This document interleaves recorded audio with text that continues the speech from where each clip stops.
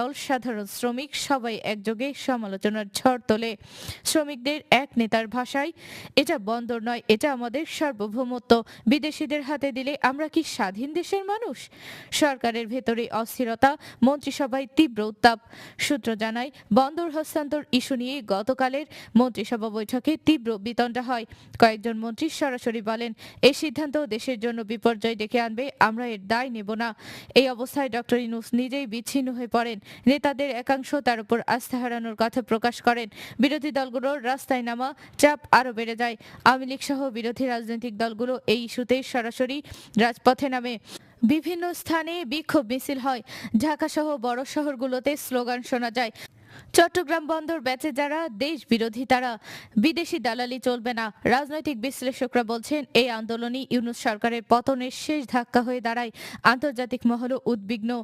বন্দর হস্তান্তরের সম্ভাব্য নিরাপত্তা ঝুঁকি ও আঞ্চলিক ভারসাম্য নিয়ে প্রতিবেশী দেশগুলো উদ্বেগ জানায়। পরিস্থিতি জটিল হয়ে ওঠায় সরকার আরও চাপে পড়ে।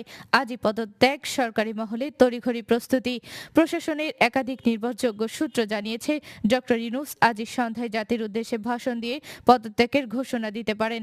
ধারণা করা হচ্ছে, বন্দর ইস্যুতেই জনরোষ, মন্ত্রিসভার অভ্যন্তরীণ ভাঙন এবং রাজনৈতিক চাপ মিশে গিয়ে তার জন্য আর দাঁড়িয়ে থাকার জায়গা রাখেনি। দেশজুড়ে গুঞ্জন, শেষ হয়ে এলো ইউনূস অধ্যায়।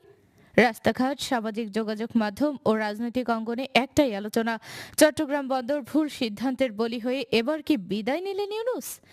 এক প্রবীণ রাজনৈতিক বিশ্লেষকের মন্তব্য, রাজনীতিতে ভুল সিদ্ধান্ত কখনো কখনো পুরো অধ্যায়ের রীতি টেনে দেয়।